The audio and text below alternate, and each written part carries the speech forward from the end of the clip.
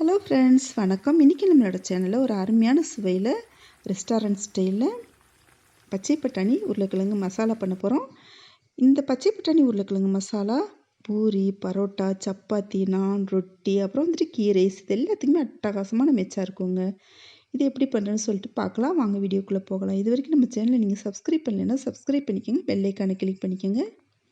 இந்த பச்சை பட்டாணி கிடைக்கக்கூடிய சீசனில் நம்ம வாங்கி தோல் உரிச்சிட்டு நம்ம ஃப்ரீசரில் எடுத்து பாக்ஸுகளில் போட்டு வச்சிட்டோம் அப்படின்னு சொன்னால் 1 இயர் வரைக்குமே ரொம்பவே நல்லா இருக்குங்க.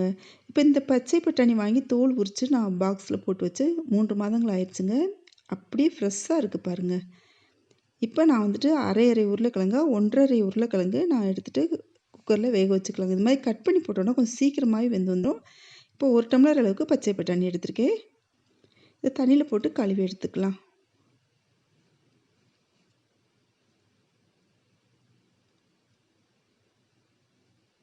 இப்போ ஒரு மிக்ஸி ஜார் எடுத்துகிட்டு 3 பூண்டு பற்கள் தோல் உரிச்சிட்டு வச்சுருக்கேங்க. ஒரு சின்ன துண்டு இஞ்சி தோல் சீவிட்டு வச்சுருக்கேன். ஒரு ஏலக்காய், கொஞ்சமாக பட்டை,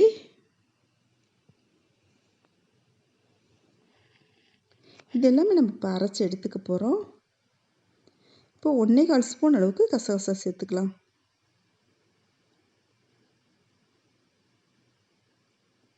இப்போ ஒரு வெங்காயத்தை எடுத்துகிட்டு பாதியை கட் பண்ணிவிட்டு பாதி வெங்காயத்தை வச்சிடலாங்க. பாதி வெங்காயத்தை இதோடு சேர்த்து அரைச்சிக்கலாம்.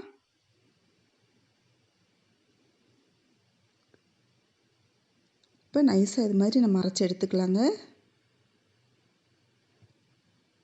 இந்த பச்சை பட்டாணியை கொஞ்சமாக தண்ணி விட்டு ஒரு பாத்திரத்தில் நம்ம வேக வச்சு எடுத்துக்கலாம். ரொம்ப சீக்கிரமாகவே வெந்துடுங்க. ஆனால் நிறைய தண்ணிலாம் விட வேண்டாம். கொஞ்சமாக தண்ணி சேர்த்து நம்ம வேக வச்சு எடுத்துக்கலாம். ஒரு 3 நிமிடத்துலலாம் பார்த்தீங்கன்னு சொன்னால் நல்லா வெந்து வந்துடும். இப்போ அரை வெங்காயத்தை பொடியாக கட் பண்ணி வச்சுருக்கேன். 3 பச்சை மிளகாய் நீல வாக்கில் கீறி வச்சுருக்கேன். அப்புறம் வந்துட்டு இந்த உருளைக்கிழங்கை மசிச்சு வச்சுருக்கேன். தோல் சீவிட்டு தோலை உரித்து எடுத்துகிட்டு மசிச்சு வச்சுருக்கேன்.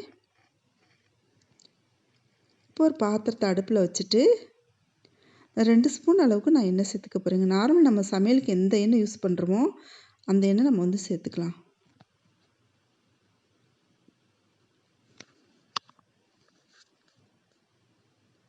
இப்போ கடுகு, இந்த கடுகு பொரிஞ்சு வந்தோடனே உளுந்தம்பருப்பு சேர்த்துக்கலாம். இப்போ பட்டை,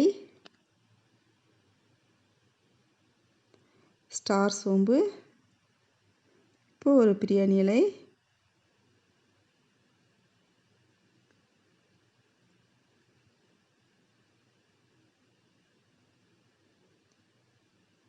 ஏலக்காய் சேர்த்துக்கலாங்க.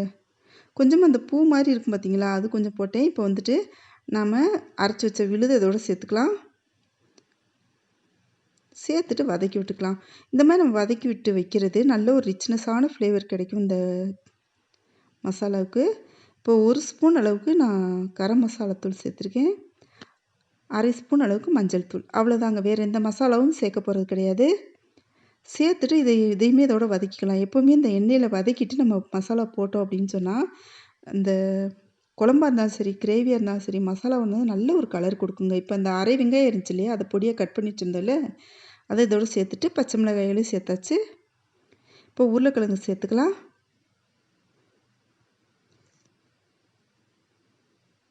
இப்போ வேக வைத்து இந்த பச்சை பட்டாணி சேர்த்துக்கலாம். இந்த பச்சை பட்டாணி உங்களுக்கு கிடைக்கல அப்படின்னு சொன்னால் காய்ந்த பட்டாணி இருந்தாலுமே நீங்கள் வந்துட்டு ஊற வச்சு வேக வச்சுட்டு இது மாதிரி சேர்த்துக்கலாம். இப்போ நம்ம மிக்ஸி ஜார் கழுவி ஊற்றியாச்சு. உங்களுக்கு எந்த அளவுக்கு தண்ணி தேவையோ அந்தளவுக்கு நீங்கள் போட்டுக்கோங்க. இப்போ உப்பு சேர்த்துக்கலாங்க. இப்போ ஒரு தக்காளியை பாதியாக கட் பண்ணிவிட்டு அந்த பாதி தக்காளியை பொடியாக கட் பண்ணிவிட்டு இதோட சேர்த்துக்கலாங்க. தக்காளி அதிகம் சேர்க்கக்கூடாது. அதிகம் சேர்த்தோம்னா ஒரு புளிப்பு டேஸ்ட் வந்துடும். இதுனா நல்ல ஒரு டேஸ்ட் கொடுக்குங்க. இப்போ மூடி வச்சிடலாம். இப்போ பார்த்தீங்கன்னு சொன்னால் கமகமன் வாசனையோட ரெஸ்டாரண்ட் ஸ்டைலில் பச்சை பட்டாணி உருளைக்கிழங்கு மசாலா ரெடி ஆயிடுச்சுங்க. இந்த ரெசிபி உங்களுக்கு பிடிச்சிருந்துச்சி அப்படின்னு சொன்னால் நம்ம சேனல் இது வரைக்கும் சப்ஸ்கிரைப் பண்ணலைன்னா சப்ஸ்கிரைப் பண்ணிக்கோங்க, பெல் ஐக்கானை கிளிக் பண்ணிக்கோங்க. ஃப்ரெண்ட்ஸுக்கு ஷேர் பண்ணுங்கள், லைக் பண்ணுங்கள், கமெண்ட் பண்ணுங்கள். நான் மீண்டும் ஒரு நல்ல பதிவில் சந்திப்போம். நன்றி, வணக்கம்.